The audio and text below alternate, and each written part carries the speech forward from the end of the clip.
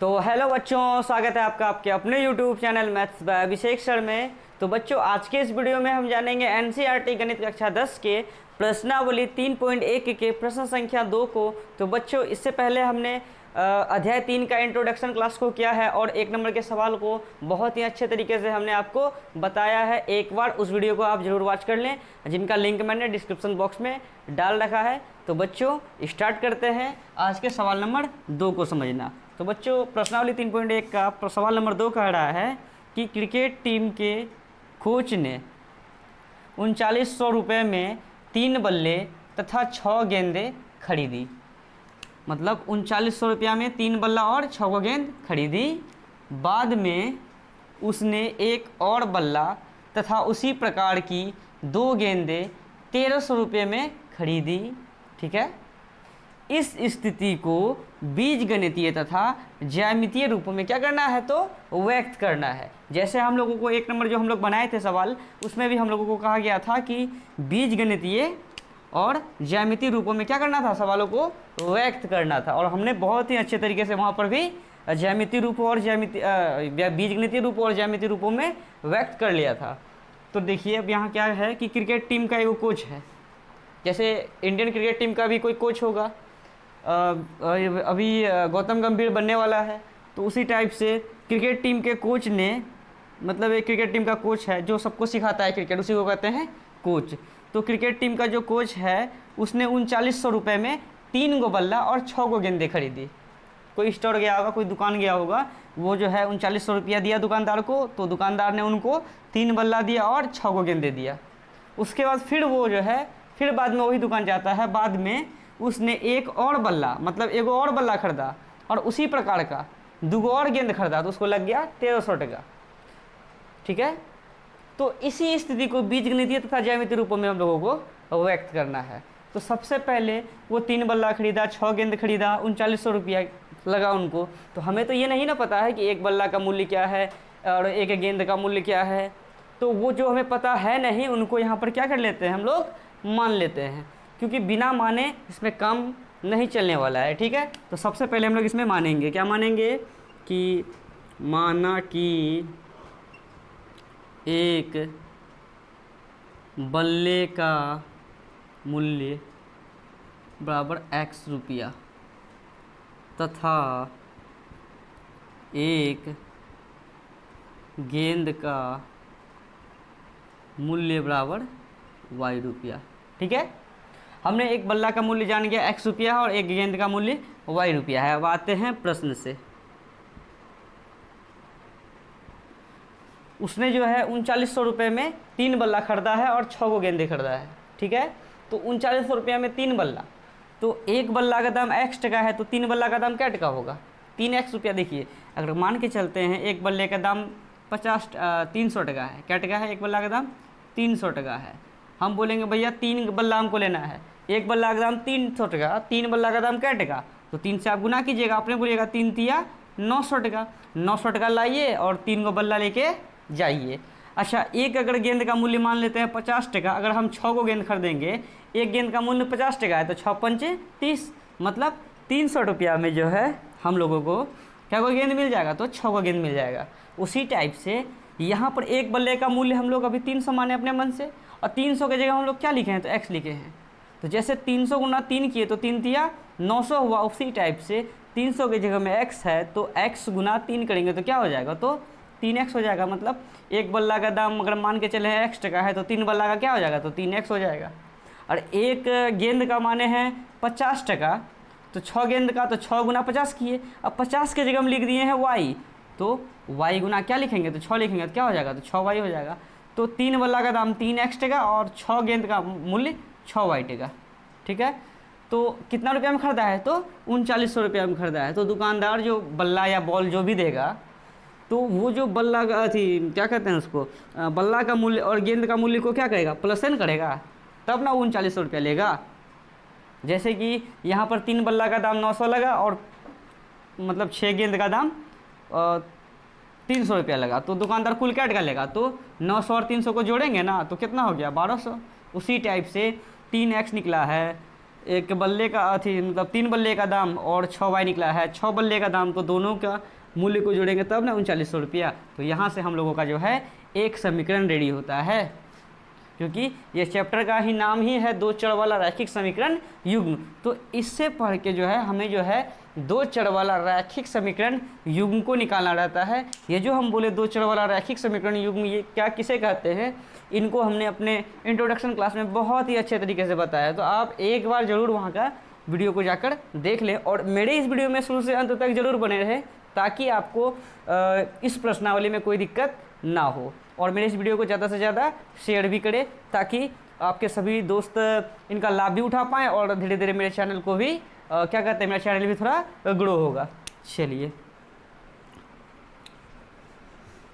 आते हैं प्रश्न से। अब जैसे 3 बल्ला है 6 गेंद है, तो 3 बल्ला का मूल्य 3x टका हो जाएगा। क्यों, एक बल्ला का माने है x टका, तो 3 बल्ला का 3x, और एक गेंद का मूल्य माने है y टका, तो 6 गेंद का मूल्य क्या हो जाएगा, तो 6y टका हो जाएगा। तो टोटल क्या टका लिया दुकानदार, तो टोटल 3900 टका लिया। तो 3x प्लस 6y को प्लस करेंगे, क्यों, क्योंकि 3x है बल्ला का दाम और 6y है गेंद का दाम, और दोनों का दाम जोड़ेंगे तब ना दुकानदार पैसा लेगा, कि घटा देंगे। इतना बुर्बक थोड़ी रहेगा दुकानदार कि बल्ला के मूल्य में गेंद का मूल्य घटा के तब आपसे पैसा लेगा। दोनों का मूल्य को वो क्या करेगा, तो ऐड करेगा। तो ये हो गया हम लोगों का समीकरण 1। और ये जो तीसरा अध्याय है, इसमें हमेशा हम लोग 2 समीकरण को निकालते हैं। उन्हीं 2 समीकरणों को निकालकर सॉल्व किया जाता है, और x और y का मान अगर आता है तो x जो माने हैं एक बल्ले का मूल्य वो आ जाता है, और y जो माने हैं गेंद का मूल्य वो दाम आ जाता है उनका। और इसी सब टाइप का हिसाब हमें जैसे 3.1 में मिला, आगे भी 3.2 में भी है, और इसी टाइप का हिसाब संख्या चेंज करता है, फाइनल एग्जाम में पूछा ही जाता है। ये मतलब पिछला 2022 या 2021 में ये सवाल पूछा गया है 5 नंबर में, 22 या 23 में पूछा गया है। आप एक बार क्वेश्चन बैंक में निकाल के देख लें, बहुत ही ज़्यादा इंपॉर्टेंट हिसाब है बच्चों, इन्हें ज़रूर अच्छे से मतलब वॉच करें इस वीडियो को। अब पुनः प्रश्न से आते हैं। फिर क्या है कि यहाँ तक का बात क्लियर हो गया है। बाद में जो है उसने एक और बल्ला खरीदा है, और उसी प्रकार का 2 गेंद खरीदा है। तो क्या टका लग गया है, तो 1300 टका लगा है। तो एक बल्ला खरीदा है, एक और बल्ला, एक बल्ला का दाम x टका है, एक के बल्ला खरीदा है, तो एक x लिखेंगे, एक लिखा नहीं जाता है। बात नहीं समझ में आया, एक x लिखिए या ओनली x लिखिए, दोनों बात एक है। तो एक बल्ला तो x टका, और फिर 2 गेंद मतलब 2y, तो एक बल्ला 2 गेंद का मूल्य को क्या करेंगे, तो प्लस करेंगे, तब ना क्या टका लग गया, उसको 1300 टका लग गया। तो ये हो गया समीकरण 2। नहीं समझे आप लोग, यहाँ बोला है बाद में जो है उसने एक और बल्ला और उसी प्रकार की 2 गेंदें 1300 रुपया में खरीदी। तो यहाँ माने हैं एक बल्ले का मूल्य x टका, और एक के को बल्ला खरीद रहा है, तो एक्सेल लिखेंगे। 2 बल्ला खरीदता तो 2x लिखते। उसके बाद बोला है 2 गेंद खरीदा, तो एक गेंद का माने हम लोग y टका, तो 2 गेंद का 2y टका। तो उन दोनों के मूल्य को क्या कर दिए हैं, तो हम लोग प्लस कर दिए हैं, बराबर लिख दिए 1300 रुपया। ये हो गया समीकरण 1, और ये हो गया समीकरण 2। और हमें जो कहा गया था कि इतना इतना को पढ़ उड़ के क्या निकालिए, इस स्थिति को क्या कीजिए, बीजगणितीय तथा ज्यामितीय रूप में व्यक्त करें। तो ये जो समीकरण 1 और समीकरण 2 आया ना, इन्हीं को कहते हैं बीजगणितीय निरूपण। तो ये बीजगणितीय रूप में हम लोगों का आ गया। अब बचा क्या, ज्यामितीय रूप में हम लोग कैसे व्यक्त करेंगे। यहाँ तक आप लोगों को कोई दिक्कत है, तो कोई दिक्कत ना हो तो आप इसका जो है स्क्रीनशॉट ले लें। अब जो है हम ज्यामितीय रूप में व्यक्त करते हैं। अगर कहीं डाउट हो तो आप हमें कमेंट जरूर करें, ताकि हम उस पर एक नया वीडियो बना सकें जिस पे आपके डाउट का सॉल्यूशन होगा। इसको अब हम मिटाते हैं। मिटाने से पहले जो है एक बार आप लोग इन्हें उतार लें। अब हम लोग ज्यामितीय रूपों में इनको समीकरण 1 और समीकरण 2 को क्या करते हैं, तो व्यक्त करते हैं। उतार लें इसको, मतलब इसका स्क्रीनशॉट ले लें। चलिए समीकरण 1 क्या है, लिख देते हैं इधर, 3x प्लस 6y बराबर 3900। यह है समीकरण 1। और क्या है समीकरण दूसरा, क्या है, x प्लस 2y बराबर 1300। और किसी किसी का बुक में क्या है, x प्लस 3y दे दिया है। तो जिसके बुक में 3y है तो वो 3y लेके मनाएंगे। मतलब जैसे कि यहाँ बोला ना कि एक और बल्ला था उसी प्रकार का 2 गेंद खरीदा, तो 2 की जगह में क्या लिख देगा, 3 लिख देगा। तो हम लोग 3 लिखते, 2 लिखा है तो 2 लिखेंगे। संख्या चेंज कर दे, उससे क्या दिक्कत है ना। कॉन्सेप्ट्स को पकड़ें, मतलब हिसाब को कैसे बनाया जाता है उसको सीखें, रटना नहीं है। अगर रटिएगा तो बस बेकार है, फिर इसको रट लीजिएगा। अगर थोड़ा सा चेंज कर दिया, जैसे कि यहाँ पे बोल देगा कि एक बल्ला की जगह में 2 बल्ला, आप फंस जाइएगा ना। इसलिए रटना नहीं है, चीज़ों को सीखना है। तो ये हो गया समीकरण 2। और ये समीकरण 1 और ये समीकरण 2 से जो है हम लोगों को ये समीकरण 1 और 2 को क्या करना है, बीज गणितीय रूपों में क्या करना है, तो व्यक्त करना है। इसी के मदद से जो है समीकरण 1 और समीकरण 2 से एक डब्बा रेडी करेंगे, यहाँ से भी एक डब्बा रेडी करेंगे, और वो जो दोनों डब्बा रहेगा उसको, उसका जो डब्बा आएगा उससे हम लोग ग्राफ खींच लेंगे। बस हम लोगों का आंसर हो गया। फिर हम लोग जो है 3.1 के 3 नंबर के सवाल को सॉल्व करेंगे, ठीक है ना। चलिए अब इनसे जो है एक डब्बा निकालते हैं। तो डब्बा निकालेंगे कैसे, देखिए यहाँ पर जो है हम लोगों को मान रखना पड़ता है x का और y का। अपने मन से जो भी रखना है रख सकते हैं, जैसे कि हम लोग 1 नंबर में बनाए थे वैसे ही बनाएंगे। तो लिख देंगे इसमें जब x बराबर कितना हो, 0 हो, तो यहाँ लिखना है समीकरण 1 में, किसमें, समीकरण 1 में जो है लिख देते हैं बढ़िया से, समीकरण 1 में, समीकरण 1 में जो है ना, जब क्या हो, x बराबर 0 हो तो यहाँ समीकरण 1 क्या है, 3x प्लस 6y बराबर कितना है, तो 3900 है। अब बताइए 3 है, 3 लिख दिए, बीच में कुछ क्या गुना लिख दिए, x का मान कितना रख रहे हैं हम लोग, अपने मन से रख रहे हैं, 0 रख रहे हैं, तो 0 लिख दिया, प्लस 6y बराबर कितना, 3900। अब देखिए 3 गुना 0, 0 प्लस 6y बराबर कितना, 3900। अब देखिए 0 प्लस 6y तो क्या हो जाएगा, 6y बराबर कितना, 3900। अब जो है y बराबर क्या लिख सकते हैं, 3900। अब 6 यहाँ बीच में कुछ क्या गुना है, 6 गुना में है तो इधर आएगा किस में, भाग में। अब इसको कटाते हैं, किससे कटाएंगे, 3 से कटा के देखते हैं।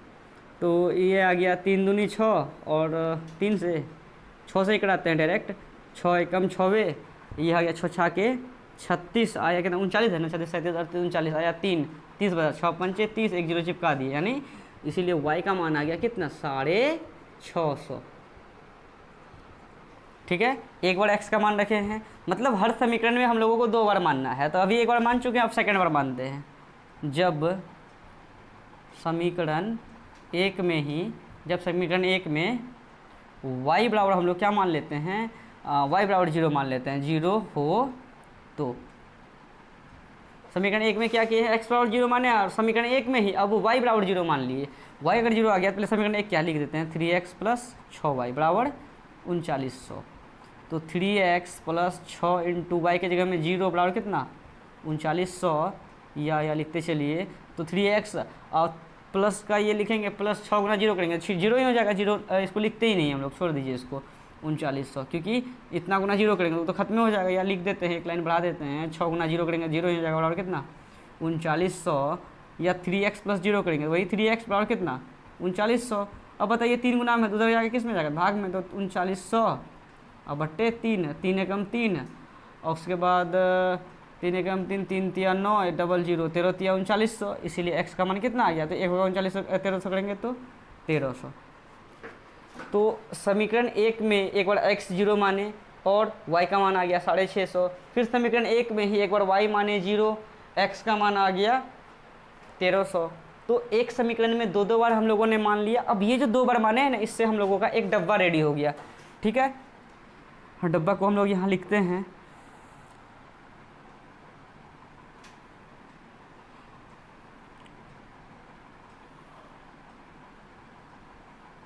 x y। x कितना रखे हैं, x का मान रखे हैं 0, y कितना आ गया, तो y 650 आ गया। फिर y कितना रखे हैं, y का मान रखे हैं 0, तो x का मान कितना आ गया, तो x का मान 1300 आ गया, नहीं आया है। x रखे 0, y आ गया 650, y रखे 0, x आ गया 1300। ये हमारा यह एक डब्बा रेडी हो गया समीकरण 1 से। सेम टू सेम इसी तरह हम लोगों को समीकरण 2 के लिए भी एक डब्बा रेडी करना है, और 2 डब्बा रेडी करने के बाद इनका ग्राफ खींच देना है। हो गया ज्यामितीय निरूपण। हमारा सवाल बिल्कुल एकदम आसानी तरीके से पूरा हो जाएगा।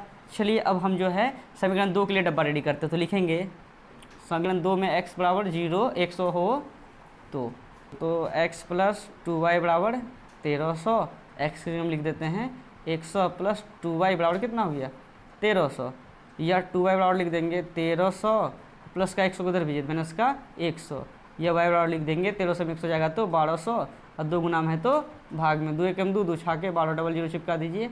इसीलिए y का मान कितना आ गया, तो y का मान 600 आ गया। तो समीकरण 2 में जो है हम लोगों ने एक बार x100 माना तो आ गया y का मान 600। अब जो है एक बार और मानेंगे फिर एक डब्बा रेडी हो जाएगा। तो समीकरण 2 में ही, समीकरण 2 में अब x का मान, अच्छा y का मान हम लोग 0 मान लेते हैं।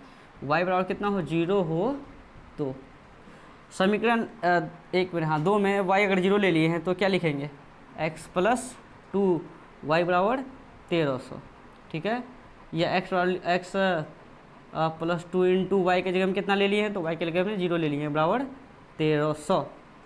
या x + 2 × 0 0 बराबर कितना 1300, इसीलिए x का मान कितना आ गया, 0 + x से x का मान कितना आ गया, तो 1300 आ गया। कोई दिक्कत है।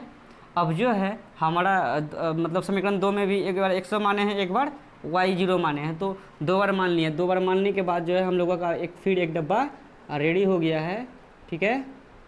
एक है x, एक है y। x कितना लिए हैं, तो x लिए हैं 100, तो y कितना आ गया, तो y 600 आ गया है। फिर y कितना लिए हैं, तो y लिए हैं 0, x कितना आ गया, तो x 1300 आ गया है। ये जो 2 डब्बा आया ना, इन्हीं 2 डब्बों की मदद से अभी हम लोग जो है एक ग्राफ को खींचेंगे, और ग्राफ खींचने के बाद जो है हम लोगों का ज्यामितीय निरूपण क्या हो जाएगा, तो पूरा हो जाएगा। क्योंकि हमें इसमें 2 सवाल दिया गया था कि सवालों को बीजगणितीय तथा ज्यामितीय रूपों में व्यक्त करें। तो बीजगणितीय रूपों में तब ये व्यक्त कर दिए थे, जो समीकरण 1 समीकरण 2 निकाले ना, इसी को कहते हैं बीजगणितीय निरूपण। और ज्यामितीय रूपों में व्यक्त करने को जो है उनके लिए जो 2 डब्बा रेडी किए हैं, और इनको ग्राफ में खींच देंगे, और जो है हमारा ये सवाल बिल्कुल आसान तरीके से बन जाएगा। तो अब जो है इस 2 नंबर का हम लोग ग्राफ को खींचते हैं। इससे पहले इसका स्क्रीनशॉट ले लें। थोड़ा ये कट गया था, अब थोड़ा हम ये कर दिए हैं, अब उतार लें इनको। अब 3.1 के हम लोग जो है 3.1 के सवाल नंबर 2 का जो है हम लोग ग्राफ खींचेंगे।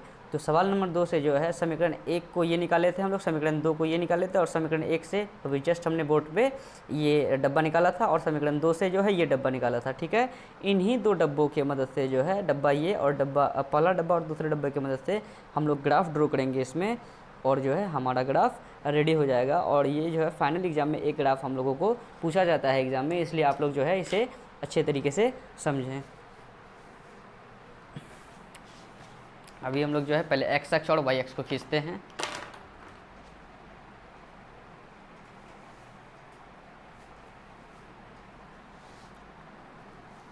अच्छा यहाँ देखिए, तो x का मान 0 है, 1300 है, फिर y का मान 650 है, 0 है, फिर x का मान 100 है, 1300 है, फिर y का मान 600 है, 0 है।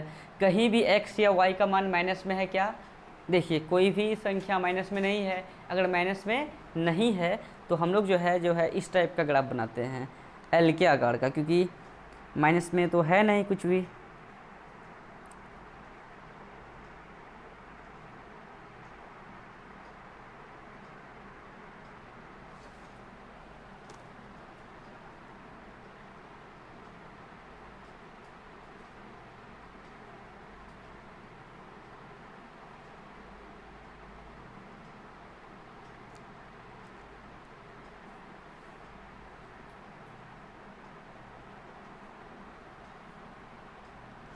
ठीक है, ये हम लोगों का हो गया x अक्ष, और ये जो है हम लोगों का हो गया y अक्ष, ठीक है ना।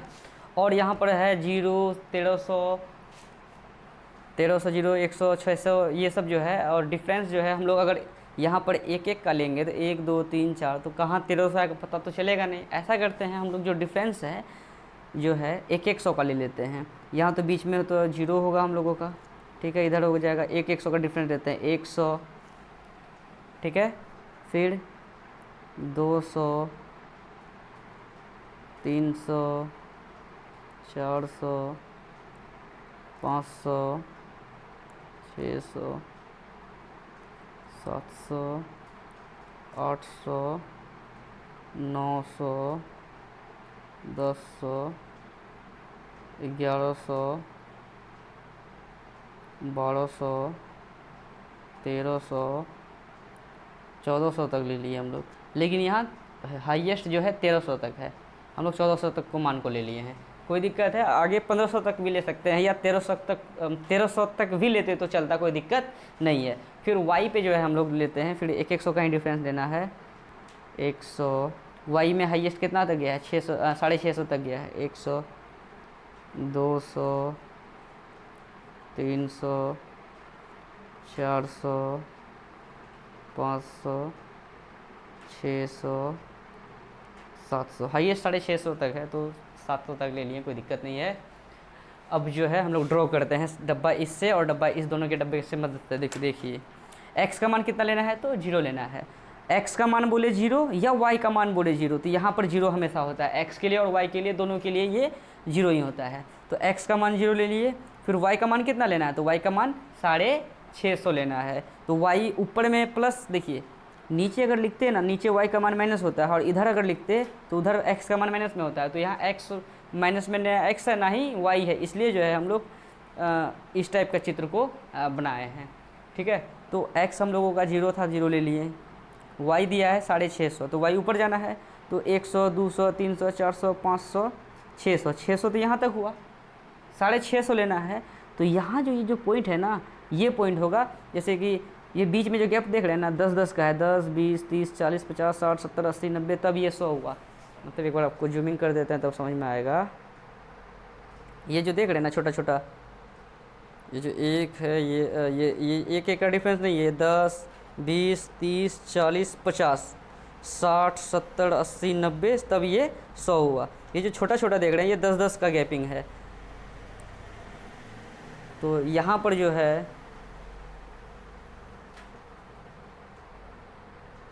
यहाँ पर जो अभी हम लोगों को y का मान 650 लेना था, तो x ले लिए पहले 0, y का मान 650, तो 600 तक तो यहाँ आया। 650 कहाँ आएगा, वही देखेंगे 10, 20, 30, 40, ये जो होगा ये कहाँ होगा, 50 होगा। तो 650 यहाँ आया, तो यहाँ लिखेंगे, इस पॉइंट का नाम लिखेंगे 0,650। पहले x का मान लिखना है, फिर y का मान लिखना है, हो गया। फिर x का मान कितना है, तो 1300, x का मान लेंगे 1300, तो x पे जाएंगे 1300, 1300 कहाँ है, यहाँ पे है। y का मान कितना लेंगे, तो y का मान 0 लेंगे, तो y का मान ये x और y दोनों के लिए y का ये 0 ही होगा। ठीक है, 0 पे ही x और y का मान होगा, या तो y बोले या तो x बोले, 0 यहीं होगा। फिर x 1300 ले लिए, y 0 ले लिए, लिखना यहीं पे है मान को, कितना लिखेंगे 1300, पहले x का मान 1300 लिखा गया, कोमा 0। ये जो पॉइंट आया और ये जो पॉइंट आया, इन दोनों पॉइंट को हम लोग क्या कर देंगे, तो दोनों पॉइंट को मिला देंगे।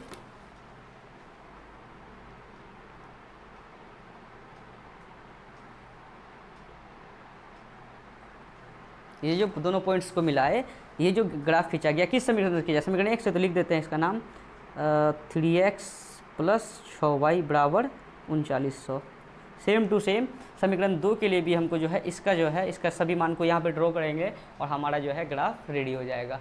ठीक है, चलिए अब इनको करते हैं। x कितना है, तो 100 है, x का मान 100 है। y कितना है, तो y 600 है। तो x का मान 100 और y का मान 600, तो y ऊपर में है 600, यहाँ पर है, तो 100 के सीधे और y के सीधे, मतलब 100 के सीधे जाएंगे इधर, यहाँ आएगा, फिर 600 के सीधे आएंगे तो पॉइंट यहाँ ही आएगा। ठीक है, 100 के सीधे आ जाना है, फिर 600 के सीधे आ जाना है, तो ये आ गया, इस पॉइंट का नाम हो गया 100,600, क्योंकि x का मान 100 है, y का मान 600 है।